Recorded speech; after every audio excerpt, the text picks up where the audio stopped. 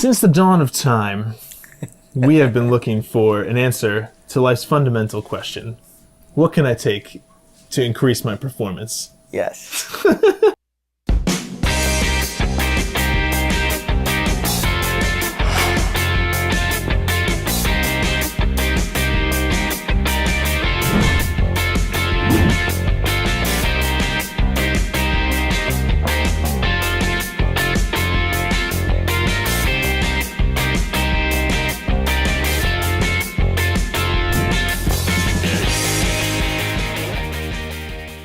So to speak. Obviously, I'm speaking facetiously, but literally, though, it's such a common question we get at the pharmacy. Obviously, this is a little more on the men's side of things, too, as opposed to women, I say, but it's really there for both of them as well. Absolutely. But the whole idea of boosting energy, Energy. right?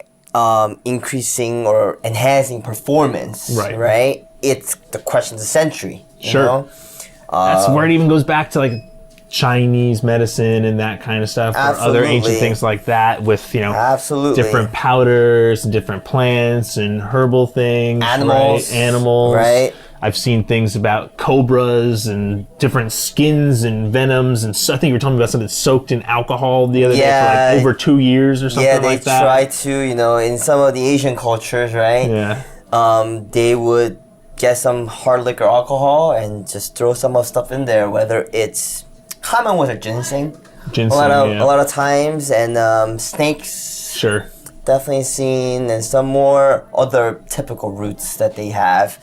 And they just leave it in there, Right. and they believe that the alcohol will absorb all of the good nutrients and things that will, enhance their performance. Sure. And what they do is that's what they drink after a while, And I think it's an interesting thing too that I see this being a trainer at the gym too, and obviously, this is more on the male side of things specifically for this particular thing, but it starts with, all right, I want to be stronger and feel stronger at the gym, so I need this little boost here. Right. All right, and there you go. All right, well now, kind of wearing off, I need this next boost. Okay, sure.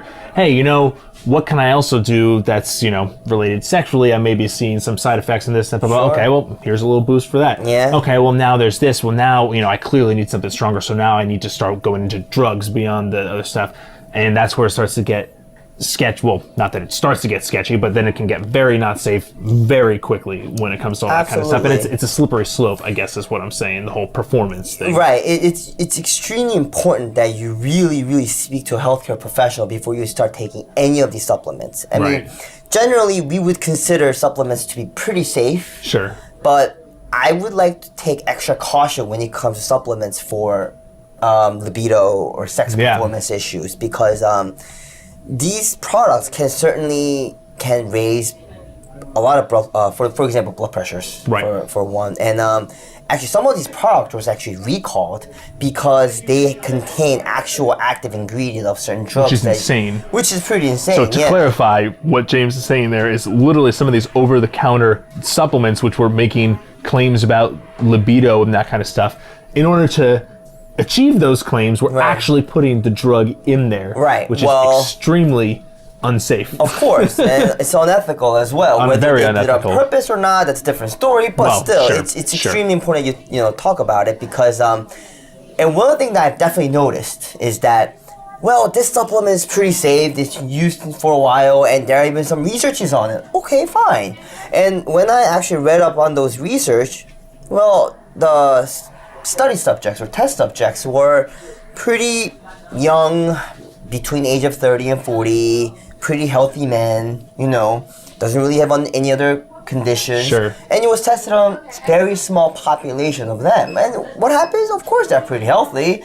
It doesn't really affect them, but listen, the chances are you may not be as fit as some of those subjects would be. Sure. And given our typical American diet, right? It's pretty typical for someone to be overweight, guilty of it myself, obesity, other disease conditions with diabetes, blood pressure issues, it's fairly common. Right. And there is not many studies at all, actually, done typically on a population that we would know. Sure. So, you can't just take their word for as granted, oh, it's safe, oh, it's perfectly fine. Because I also believe it really oversimplify things. I mean, this supplement is a cure-all. I mean, we don't believe that with blood pressure or diabetes or anything like that. Why would we trust that on something like this? And I think that trust is a good way to put it too, right? There's multiple levels of trust when it comes to these products too. And I'm not even talking about some of the crazy ones that like, you or I hear and we're just like immediately like, what? Like some kind of crazy snake soaked in alcohol kind of thing for libido. But even if you talk about something that's okay, like this is in the realm of what I've heard of, like the horny goat weed, which is always a funny name, or the ginseng, like you said, it's like, okay, that's more common, more studied, or arginine, right? Those are other common supplements like that. There's multiple levels of safety. So there's how was this made? How was this produced? Was this produced in a clean facility and all that kind of stuff? And then beyond that too, what you were getting into about, well, what are the studies on this? Who was this tested on? And obviously there are different types of supplements, but the NIH even said a lot of the herbal supplements that are out there, there's not much conclusive evidence, but there is evidence that there is some pretty significant pharmacological activity on some of these herbs. So if you're taking some medication, if you're taking some of this other stuff, could it be safe? Maybe, but there's no real proof scientifically saying this is safe with this in these circumstances, essentially. Absolutely. What I'm trying to get to, especially in this episode, is that I believe before you try any of these supplements, make sure you know your condition. Sure. And really think about, well, do I really need this? Because when it comes to libido, as we all know, it's very, very complex. Right. It can be purely your mental issue. You might be depressed, you know? You may be tired because you're working 7 days a week. Sure. Or you and your significant other may not be in a very good term at the moment. Sure. There's a lot of different things that's involved. Or purely your testosterone level might be low. Yeah. For men and women. You know? So there are a lot of possible underlying causes that can be done with it. So it's extremely important for that you actually assess yourself first before trying out any of these products. Right. And not only a lot of causes, a lot of different solutions as well that vary in efficacy and vary in safety too. Absolutely. Right. We're a compounding pharmacy, so we make, hormone medication in our lab, which is done safely and correctly and that kind of stuff. But at the end of the day, you're still doing hormone replacement therapy, and some of these solutions, which can be very beneficial in a lot of ways, and have shown some. We'll have some other people talking about that kind of stuff specifically. But at the end of the day, you're still taking hormones on a consistent basis. There's some things you gotta consider with that if that's something you want to commit to for the rest of your life when doing that kind of thing, or even when it comes to some of the other solutions, whether it's, well, I use the word solutions vaguely, but whether it's a supplement or other medication that you can get that's more commercially available. A lot of those things are not, it's a permanent solution. I mean, I've got to do this consistently every day or whatever the protocol is for the rest of my life. It's not just, so if you're willing to put in, here's my argument. If you're willing to put in the effort to do something like that for the quicker fix, or just, I am feeling this way, I'm just going to take, testosterone. If you're willing to commit to paying for that and doing that every day for the rest of your life, why not first, before doing that, and if that's the necessary route to go that route. But before committing to doing that, why don't you first commit to talking to someone and self-evaluation and figuring out what is the root cause of this. So then when I commit to, a solution, I know it's a solution that's going to point me in the right direction, at least, as opposed to spending all that time and money on things that may not even be relevant to what the actual issue is going on. Yeah, and that's what I like to talk about today, are some of those possible supplements that we see online. Right. When you walk in anywhere, any vitamin stores, and you will see some of those, sex, libido, performance enhancing product that you may see. A lot of them actually, the idea behind it is generally for men, when I talk about these supplements, is that it will increase the blood flow. Right. That's regulated by the nitric oxide. And some of the common ones that they talk about is L-arginine. Which is a precursor to that nitric oxide. There's yohimbine, if you've heard of it, those are possible things they can do basically increase the blood flow so that how should I say this? When the moment strikes. When it's needed, it works. Right. So that's I guess the best way to put it. However, the major things that I have read up on that is that theoretically it may make sense. And yes, there are people certainly have seen good effect from it. Okay. Some of the common studies I've seen were done on rats, and when it's done on rats, I guess rats are very simple. It worked. Right. But when it comes to... Who wants that job, to watch rats do it? But when it comes to... When they actually started studying on humans, well, it didn't really show a lot of inconclusive studies because we are a lot more complicated, believe it or not. Men are pretty complicated. So when it comes to that, there are a lot of different possible side effects. Sure. Especially drug-drug interactions. We'll probably cover more of this when we actually talk about medications that's FDA approved on it. Right. But it's also same idea a lot of times with these supplements. If you are taking certain type of antibiotic, if you are taking some type of blood pressure medications, antiviral medications, a lot of these can have a lot of very severe interactions. Sure. So it's extremely important that you definitely do check with a doctor. Is it worth trying? Some interesting other things I've seen was definitely ginseng. Some studies actually break it down to ones that were made in Korea versus one that are made in America. Interesting. And there was a small study, I don't know if I 100% believe, but the Korean ginseng tends to actually possibly can increase the testosterone level versus the American ones, they won't. But overall, ginseng was for centuries, used as just for energy booster, I guess, Do you think some of that's like the placebo effect related to that? I mean, absolutely. If someone says, "Oh, ginseng in ancient medicine, blah blah blah," I'm going to take some ginseng now and good to go. It is a lot of placebo effect as well, I believe, because it may be the underlying cause of it. Underlying cause may not be has anything to do with ginseng, Sure. It may be on the head. Yeah, sure. That you kind of find a peace of mind. Okay, I've been taking this, I feel more confident now, I feel like I'm getting more energy, So it's just by taking that, sometimes it can definitely be a placebo effect. Right. Ginseng, there are a lot of different studies in ginseng, especially in Asian countries. And for the most part, they're generally pretty safe. But as I said before, blood pressure is a huge thing. If you have high blood pressure, it may not be for you. And some people they feel hot when they take these ginseng products and they feel more powerful. But that can mean something else, as in your body may not be right with it. Some people get hot flash, rash, and certain things like that. So, I'm not even gonna go into the actual quality of the product, but overall, you have to be very careful and definitely speak to the doctor because it does interact with a lot of different medications. Sure. Another thing that I thought was pretty interesting was Tribulus. Okay.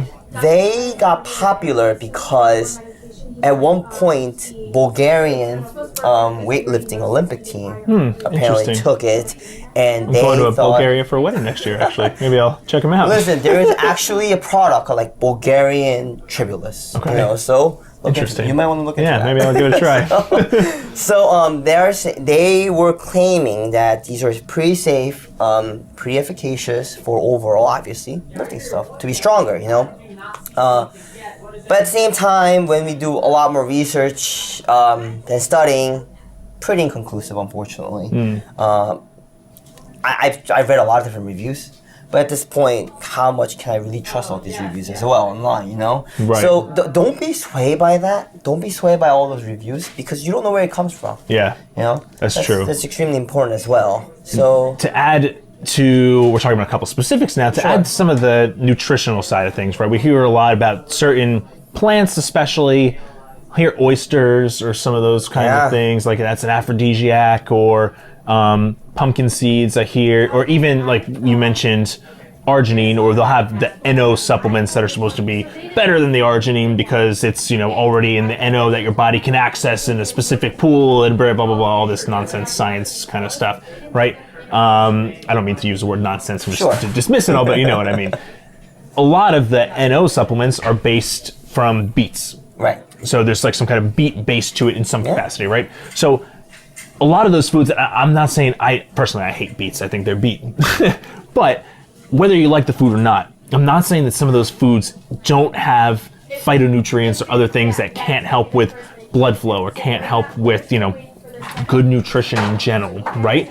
But what I would argue is if you're going to sit there and, maybe you have some diet issues or, some exercise challenges and that kind of stuff, or maybe could be more active at the gym, that kind of stuff, and you go and pop a couple pumpkin seeds every day, that's not going to do anything, right? Because the underlying issue is not, I need some more pumpkin in my life. You know what I mean? The underlying issue is if you were doing the right, appropriate, functional resistance training, that would be more, emphasizing the correct hormones, whether you're a male or a female, right? So if you got, your diet in line, exercise in line, that would probably more, I don't want to use the word permanently, but more effectively address the issue at hand, as opposed to taking pumpkin seeds or taking even a beetroot supplement kind of thing directly, right? There's a lot of factors is my point that I'm trying to make. Of course, and some of these, as I said, theoretically works, and some are actually using compounds. For example, we said L-arginine a few times already. Compounds meaning medication we make from scratch. Yes, we get a prescription. Doctor would assess the issue, and they believe if it's good for someone to try this product. And this specific product is actually used for women. It's a cream that is compounded, and one of the ingredients in there is the arginine. Right. Why? To increase the blood flow. And that actually used topically. It is used vaginally, and it definitely, a lot of customers have seen good effect from it. You know? So is that the Scream cream? Well, that's one of the terminology. We get an actual prescription Scream cream. Sometimes we do get that. But yes, that's one of the terminology that we would use. But the point I'm trying to get to that is, see, the important thing is that it was actually prescribed by a doctor. Sure. They assessed everything, check your blood work. Hey, maybe, because depending on the doctor, they might say, well, maybe your testosterone level is too low for men, or even for women, because we definitely do get compounding prescription for women as well for testosterone. Sure. At the same time, well, maybe it seems like you might be just a little depressed, and maybe we should get a prescription for XYZ. Right. Or, hey, you know what? It's a side effect from one of your medication that you're taking, whether it's blood pressure or anxiety pills and things like that. Or, hey, alcohol.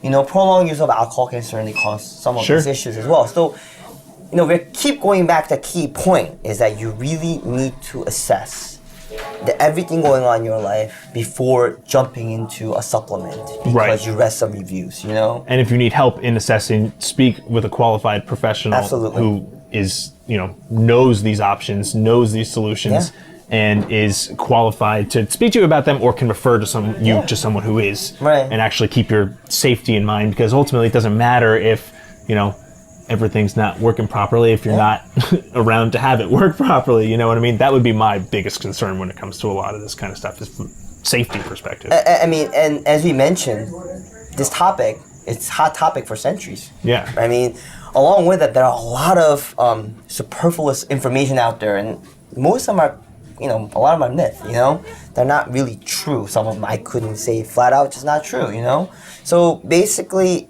make sure that you look at what you're taking before you want to give it a try. But don't expect too much benefit from manage expectations. Yes, manage your expectations. I think that's a really good way to put it. Yeah, cool. Well, thank you guys for joining us on this episode. If you have any questions, feel free to reach out to us at any time. Our websites are hbpharmacy.com and gasparsbest.com. Thanks again, and we will see you on the next episode of Behind the Counter. So what are some common myths that you guys have heard about how you can actually contract these diseases? Obviously, sexually transmitted, so sex would be the obvious Yes. one, right? But I've heard, tractors or sitting on a sitting on a public toilet. toilet. Yeah, What are some myths that you guys have heard, and what's legit and what's illegitimate? So those are all not legit. Sorry to burst that rumor bubble. Not legit, but anytime you are participating